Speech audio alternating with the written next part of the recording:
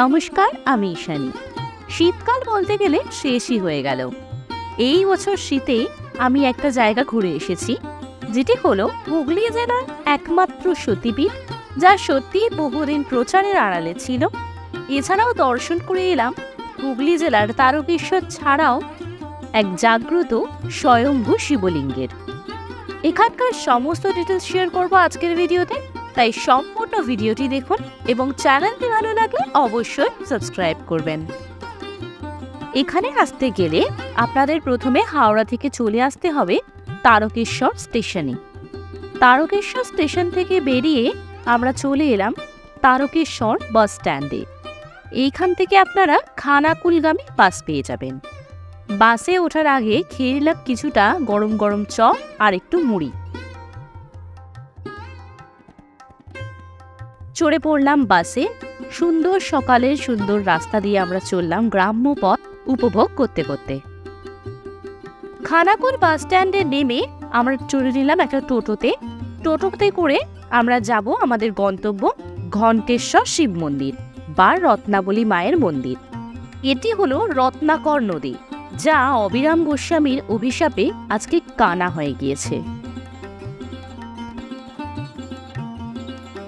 মন্দিরের বাইরে রয়েছে বেশ কিছু দোকানপাট, যেখান থেকে আপনারা বাবার এবং মায়ের মন্দিরে পুজো দেওয়ার সামগ্রী সংগ্রহ করতে পারবেন। এই হলো বাবা ঘণ্টেশ্বরের সুবিশাল মন্দির, অপূর্ব সুন্দর মন্দির।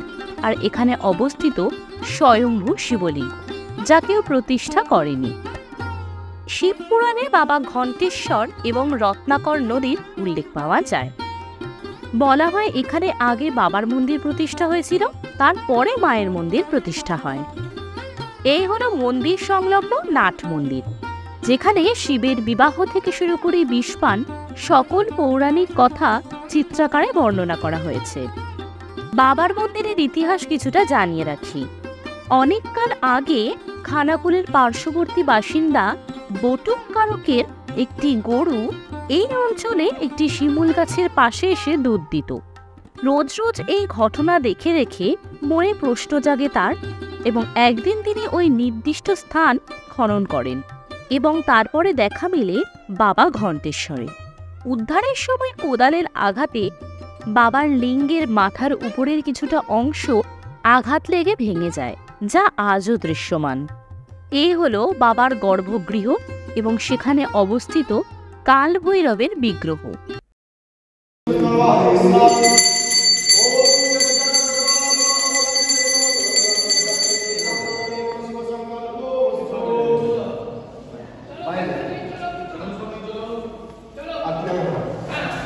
ভক্তরা এখানে বাবার মোমবাতি এবং ধূপ জ্বালিয়ে দেন, তার জন্য আলাদা জায়গা রয়েছে। মন্দিরের চারদিকটা ভীষণ সুন্দরভাবে সাজানো, তুলসী মঞ্চ এবং নানা রকম কারুকার্য করা, যা এই মন্দিরটাকে অনেক বেশি সুন্দর করে তুলেছে। বাবার মন্দিরের পাশে অবস্থিত মায়ের মন্দিরটি, অর্থাৎ রত্নাবলী মায়ের মন্দির। রত্নাকর নদীর নাম থেকেই এই জায়গাটার নাম হয় রত্নাবলী মায়ের মন্দির। এখানে সতীর ডান কাঁধ পড়েছিল। এটি প্রায় 700 বছরের পুরনো একটি সতীপীঠ। স্বরূপানন্দ ব্রহ্মচারী প্রথম এই জায়গাতে জ্যোতি দেখে এখানে মায়ের মূর্তি প্রতিষ্ঠা করেন। মা এখানে কুমারী, মাকে তাই শাঁখা সিঁদুর পরানো হয় না, কারণ মা এখানে দক্ষিণা কালী নামেই পূজিতা হন। মায়ের বৈদ্যুতিক আলো পছন্দ নয়, তাই সন্ধ্যাকালে মোমবাতি এবং প্রদীপের আলোয় মায়ের পুজো করা হয়। মায়ের কানের দুপাশে রয়েছে মধু ও পৈটব।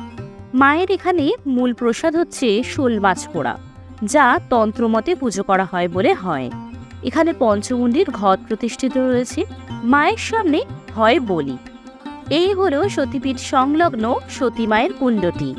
এটি হলো অন্নপূর্ণা মন্দির, কিন্তু এই অন্নপূর্ণা মন্দিরে শিবের অধিষ্ঠান নেই অন্নপূর্ণা মায়ের সাথে, বরং রয়েছে ব্রহ্মা এবং বিষ্ণুর অধিষ্ঠান। এটি হলো রাধাকৃষ্ণের এক অপূর্ব সুন্দর মন্দির। এখানে রাধাকৃষ্ণের নানান উৎসব খুবই সুন্দরভাবে পালন করা হয়ে থাকে।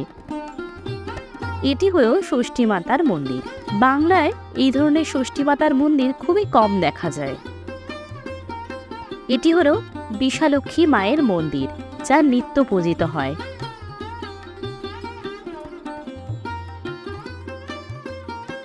হয়ে গেল আমার বাংলায় অবস্থিত এক প্রচারের আড়ালে থাকা অপূর্ব সুন্দর সতীপীঠ দর্শন করা, সাথে দর্শন করলাম স্বয়ংভূ বাবা ঘণ্টেশ্বরের। ভীষণ ভালো লাগলো এই দিনটি ঘুরে এবং কাটিয়ে। আপনারাও এখানে আসুন, ভীষণ ভালো লাগবে। বিশেষ করে সামনের চড়ক, নীল, গাজনে আপনারা এখানে এসে খুবই আনন্দ করতে পারবেন। আর এই ধরনের ভিডিও দেখতে গেলে অবশ্যই চ্যানেলটি সাবস্ক্রাইব করবেন। Till then, bye by.